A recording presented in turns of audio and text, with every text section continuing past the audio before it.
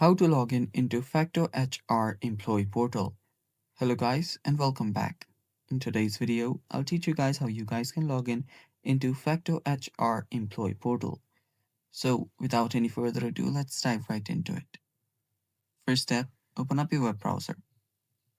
On your web browser, search for FactoHR Employee Portal. After you search for that, there you can see different websites available. Tap on the top one right here. And this should take you to Employee Self-Service. And after this website loads, what you can do is you can simply log in.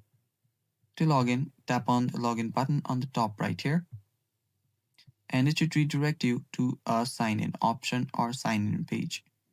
So while that happens, if you guys are new to our channel, head down below and hit the subscribe button so you don't miss out on our future videos. Also press the bell icon so you get notified when we release our new videos.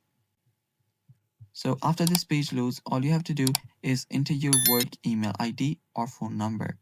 Then tap on submit, and after that, just go through with the password or whatever they ask you, a simple prompt, and after you go through and verify your identity, you'll be logged in into FactoHR. And that's how simple it is, guys. Thanks for watching, stay tuned for more, and bye-bye.